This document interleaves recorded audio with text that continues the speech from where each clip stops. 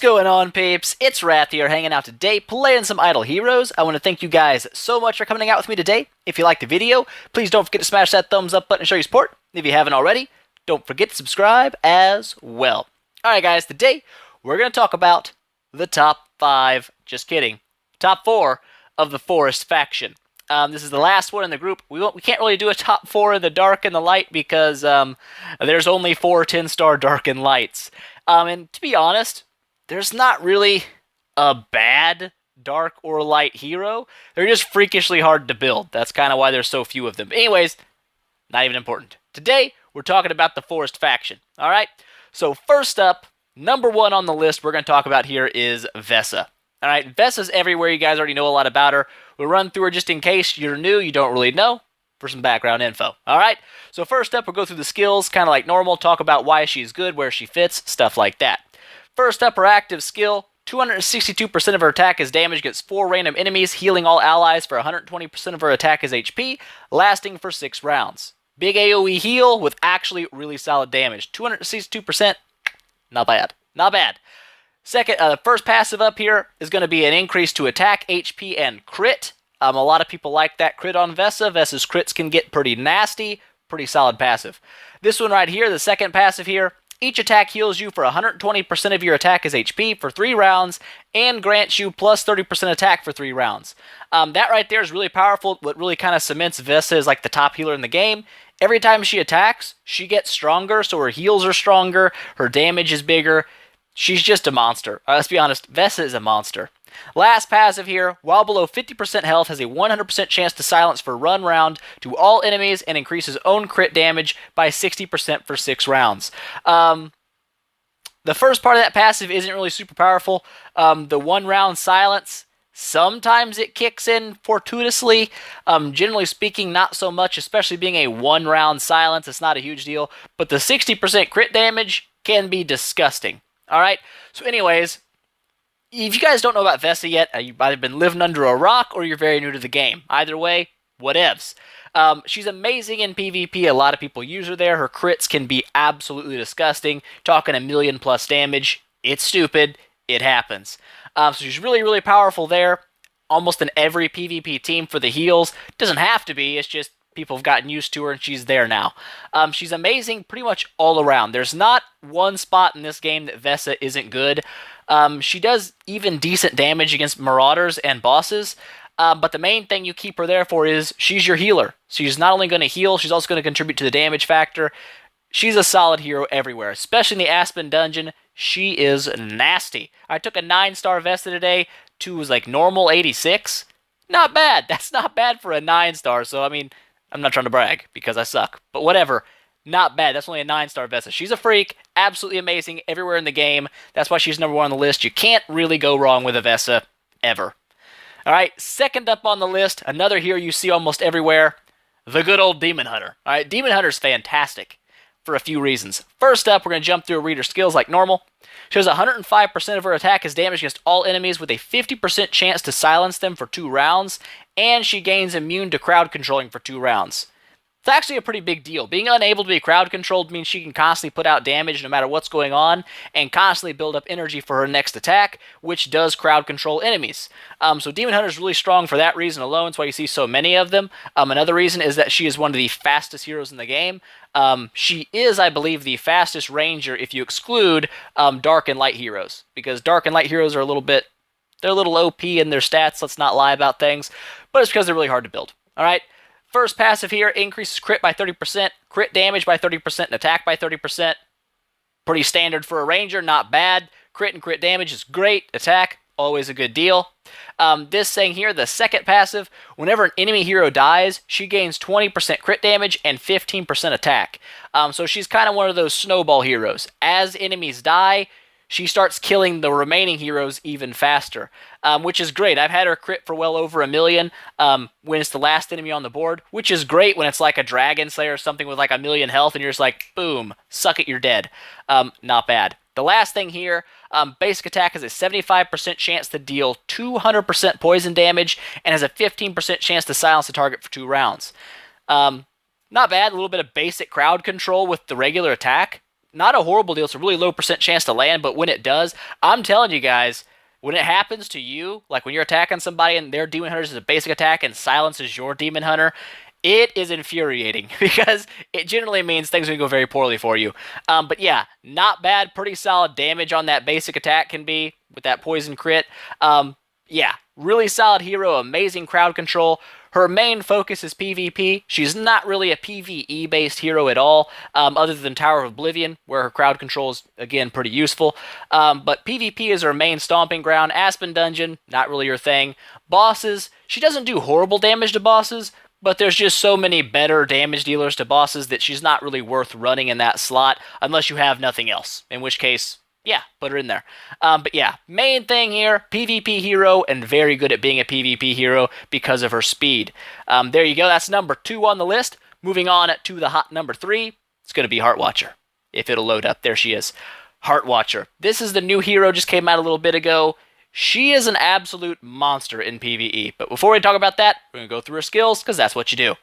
Alright, first up, 250% of her attack is damage against 2 random enemies, which is not bad. It's pretty high attack percentage, which is pretty high burst damage as well. Reduces their attack by 25% for 2 rounds, which is fantastic. Also tags them with a Watcher Mark. It can't be dodged. Watcher Marks increase the target's taken damage by 45%. Watcher Marks effects can overlay to a max of 300%, which essentially means when you attack an enemy that's maxed out with Watcher Marks, it takes triple damage, which is stupid. That means if Vesa normally crits for 1 million on it, Vesa's critting for 3 million on it, which is retarded. But amazing, amazing, amazing damage potential in PvE with that, even decent in PvP. So first up, the first passive increases attack, crit, and HP by 20%. She does have a 30% crit chance here, which is important. We'll talk about that in a second. Her life regain, second passive, critical strike has a 100% chance to heal self for 280% of attack as HP. Again, that's a pretty high amount of HP, 280% of attack, especially if she has a really high base attack. 34,000, nothing to raise your nose at. That's pretty high, basically. And anytime she crits, she heals. Last thing here, basic attack targets 2 random enemies, dealing 110% of attack as damage, and tags the targets with a Watcher Mark. Watcher Mark's effects can overlay, you already know that. Can't be dodged, which is fantastic. And it also increases the target's taken damage by 35%. So her basic attack and her active skill both lay Watcher Marks down, so that stacks up pretty quickly. Not to mention, both her basic attack and her active skill target 2 enemies. That's going to be important in a second, alright? The main deal here, she starts out with a 30% increase to crit. As an assassin, I believe you get 20% extra crit straight out the gate. Could be wrong there, it might be more. Maybe it's crit damage, I can't remember. But they do get a lot of crit, which means if you could even get this chick to even 50% crit, that means statistically, every time she attacks, she's going to heal. Because at 50% chance to crit, if you hit 2 enemies, one of them is going to get crit, 50% of the time, right? Same with the active skill. So anytime she crits, she heals, which is great for self-sustain, makes her pretty solid in the Aspen Dungeon. Not to mention when she makes enemies weak, this shows its face the most in boss battles. I've got one on my on the seasonal server, and I've been using her at 6 stars, and she's like tripled my damage to Marauders. It's stupid. It is dumb. I went from doing like 7 million damage, doing like 23 million damage. She is super freaking powerful. It is unbelievable how much she does to Marauders and bosses. Best in slot, in my opinion, for PvE boss battles. No one is better than her. She is God at it right now. Aspen Dungeon with the self-sustain, constantly pretty much healing. Again, I would say she's a really solid hero. Maybe not like a solo hero, like Vesa, where Vesa can kind of climb the ranks all by herself, no need to help. But against certain nodes that are tough, she's probably a really good node breaker that has some lasting, she can probably make it through quite a few nodes on her own with the heals. PvP, a lot of people said she's going to blow in PvP. I don't think that's the case. I think people were just kind of like, they didn't want to drop a Demon Hunter. They didn't want to drop a Vesa.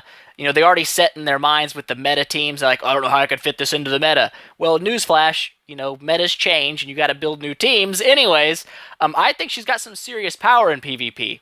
Every time she attacks, she increases those people's damage they're going to take. That's always good, not to mention she's going to lay down pretty heavy damage. She's got a high attack, she is an assassin with high crit, and she's going to self-sustain herself even with basic attacks, which means that Demon Hunter silence isn't really going to tear her down too much because she's still weakening your team and critting pretty much every time she attacks, and she can't miss her attacks. Really solid. I think she's going to be. I think she'll be pretty decent in PvP. I'm not going to lie. I think she'll be really good. Not quite as much as Cruz, because Cruz has crowd control when he gets hurt. I think she's going to be more of your damage dealing / supporting damage dealer role in your team for PvP, and I think she'll do a really good job at it. But you know what? Time will tell. When more people start getting 10-star Heart Watchers, I bet you'll start seeing a lot more in PvP. But anyways, that's number 3, the last one on the list here. I thought about it for a little bit. I had to give it to Rosa. Now, Rosa's not like the best support hero in the game. I think Emily's a little better than he is for buffs straight up. We'll talk about that in a second. First up, let's talk about what he does. All right, active skill here, 95% of attack damage against all enemies, reducing their attack by 10% for 3 rounds. The critical strike, not a huge deal. 10% chance to tag with a critical strike mark of 220% attack damage. And he also grants allies 20% attack for 3 rounds. That's kind of the big deal there. The buff and the debuff to enemies, right? That's what he's there for. Support unit. Basic passive here, just HP buff. Not a huge deal. His attack reduces all enemies' armor by 20. I don't know why it's 20.4%. They should just... Why not just make it an even 20, guys? But whatever. 20.4% for 3 rounds. Not bad in PvE. PvP, meh. Not the best. It's not like a super huge debuff. And the last passive here increases all allies' armor by 42% for 3 rounds when he falls below 50% HP. That's not bad. You do see some roses in the one slot to trigger that a little quicker, I guess. I don't know. Not really my bread and butter. But I think in Rosa's case, he's better in PvE than Emily is, but he's worse in PvP than Emily is. So they kind of have like different deals. Still a solid hero. You still see a lot of them in PvP, because anytime you can buff your team's attack and reduce enemies' attack, that's not a bad deal. It's never a bad thing. It makes you stronger, makes them weaker. Not a bad deal. The armor reduction, not a huge deal in PvP, but still it helps. I mean, you're still doing a little extra damage. So not bad. Not a bad deal. Pretty decent support unit there. I think he shines better in PvE against, if you don't have like Heart Watcher and Cruz and stuff, he will boost your damage to Marauders quite a bit by stripping off that armor. That is important. They have high armor. Reducing it means you do more damage. It's always a good deal. Tower of Oblivion and stuff like that, kind of the same deal. He's a supporter. He's not going to do a lot of damage for you or crowd control at all. He's going to boost your attack, so he's pretty decent everywhere. Except for the Aspen Dungeon, he has pretty much no use in the Aspen Dungeon. He's weak, no self-sustain, doesn't really do a whole lot. But he's solid in PvP. You see a lot of people use him there. I still think Emily's better, just going to say it. But he's pretty decent in PvE as well to kind of help support your team. All right, so that's number 4, Rosa. That is the last one of the top 4. Now we're going to jump into honorable mentions. I've got 3 laid out here. The first one going to be Malassa. So many people talk trash on Malassa, and I think 90% of people do that because they've never used one, or they're thinking too much in one side of things, like, oh, only for PvP, only for PvE, and other people have told them, oh, she sucks in PvP, oh, must be a trash hero. Is she the best in PvP? No. Could she be very useful in PvP? Yes, if she was faster. She's a little bit too slow for her active skill to really trigger what it should be doing. What she does, she reduces enemy speed by 30 points, and AoE poison as well. Poison is not bad for damage over time team, but the reducing speed doesn't really help if you're slower than everybody you're trying to reduce their speed. So that's kind of where she kind of sucks one in PvP. If she had like the same speed as Demon Hunter, or even like, a little bit faster, she would be an amazing hero to counter Demon Hunter, because she would make Demon Hunter slower, which gives your team more time to cast their skills. But she is solid in PvE. I've used one. I know they're pretty solid PvE heroes. She has a really high crit rate and a pretty decent attack. The attack's not amazing, but her crits have a chance automatically poison if she crits the enemy, and she does extra damage to poisoned enemies. She works really well with the Snake Monster, obviously, and other poisoning heroes like Walter, Margaret even. So against bosses and stuff, she is a pretty solid hero. She does quite a bit of damage. If it were me, though, I would recommend you stop her at 9 stars, so you can still use her as fodder later for better heroes. Unless someday she gets like a TLC patch and gets buffed like in speed or something. At the moment, her PvP usefulness is pretty low, let's be honest. But other than that, she's not a bad hero in PvE. Honorable mention because she does get overlooked and she catches a lot of crap she doesn't deserve to catch. All right, so there's Malassa. The second one here is going to be Eddga. A lot of people say Eddga is trash. I know. Pretty much if it's not a meta hero, like if it's not Vesa, it's not Demon Hunter, it's not Heart Watcher or Rosa, everyone says any other hero, it's trash, it's trash, it's not in the meta, it's trash. And I hate people that do that because it means they don't do any kind of research at all on heroes. They're just parrots. They parrot what they hear, they tell other people. I hate that. Can't stand it. Anyways, Eddga. He's not amazing in PvP because he doesn't really have like a super cemented role as either tank or damage dealer, but he's not bad in PvE, especially in the Aspen dungeon early on. He drops decently often, but anyways, he has self-sustain with his active skill, which is great. Pretty high amount of his attack is HP, and it gains 30% crit and 30% crit damage for 3 rounds. Can't be dodged. So he gets a lot of crit straight up out of the gate with his active skill. Each attack is going to also give him 30% crit damage and 15 speed, so he constantly gets faster, which is kind of weird, but I'm down with it. It's kind of cool. And it also is going to heal himself for 70% of his attack as HP. So he's got self-sustain on his active skill and his basic attack, which is nice for the Aspen dungeon. Not to mention, if you place him in his back line, he gains 30% attack and 35% crit. If you put him in the front line, 60% HP and 30% hit. So he can be either a meat shield or he can be more of a damage dealer. The attack and the crit's pretty crazy because he gets crit damage with his basic attack. He gets it from his regular attack. Plus, he gets it from just being in the back line. You can build this guy to crit pretty much every attack where he never doesn't crit, which is insane. Also, when he falls below 50% health, he increases his attack by 28% and his crit by 30%. So this guy straight up can crit every single attack. And with all the attack buffs he gets, depending on where you put him, like in the back line, he can actually hit decent. He's not God tier, that's why I didn't put him in the top 4, but I think he gets overlooked because, like I said, he's not meta right now.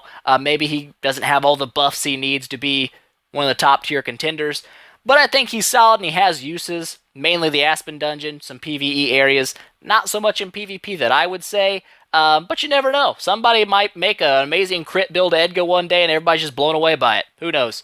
There you go. I want to put him in there. In the last slot, I wanted to go with Dragon Slayer. I used to be the guy, I know, I'm going to say it, I was the guy that's like, oh my god, Dragon Slayer's trash, everybody throw your Dragon Slayers away, he's garbage.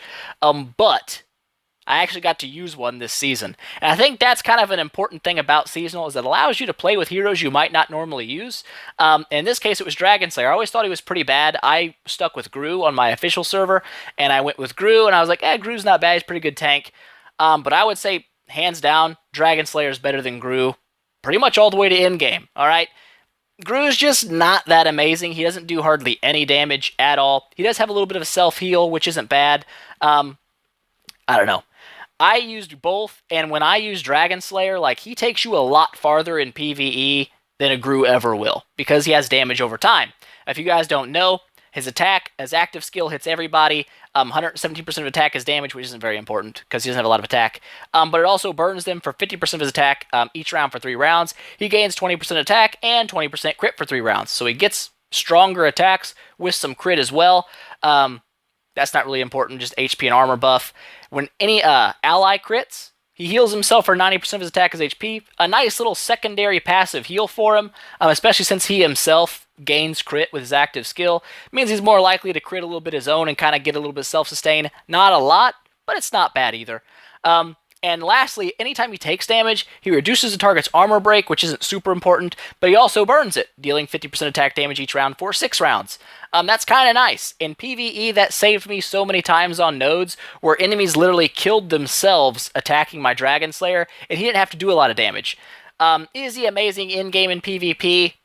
Not really. There's too many Vesas and Ormuses out there. If you're going to use him in-game, you've got to run an ODO1 in your camp to stun priests. Otherwise, their heals will outdo his dot and kind of make him useless. But anyways, he's not a horrible hero, and he drops really often. He's a very frequent drop, and because of that, he's very easy to build. So building up I would say it's not even a bad deal to take a 10-star Dragon Slayer, I'll be honest. He's going to help you a lot early game and mid game, and always, later on. You can always exchange 10 stars now with the little stones or whatever, and pick up a Vesa or a Heart Watcher or someone if you've got those copies ready, and just kind of swap them out. So, not a bad deal. He is a solid hero, and I wanted to give him a little shout out, a little bit of love, because he is pretty solid. But there you go, guys. There is your top forest heroes. We've got Vesa, Demon Hunter, Heart Watcher, and Rosa as the top 4, with Malassa, Eddga, and Dragon Slayer as the honorable mentions. Now, I know there's somebody out there saying, oh my god, how dare you diss Gru. I know. I know. I'm just not into Gru anymore. He doesn't do enough. He's just kind of there. You know what I'm saying? He's like that boulder on your team that just kind of sits there and takes damage. But anyways, there you go, guys. Hope you enjoyed it. If you liked the video, please make sure to smash that thumbs up button and show your support for the channel. If you haven't already, don't forget to subscribe as well and tell your friends about it, because that definitely helps me out. And I will see you guys in the next one.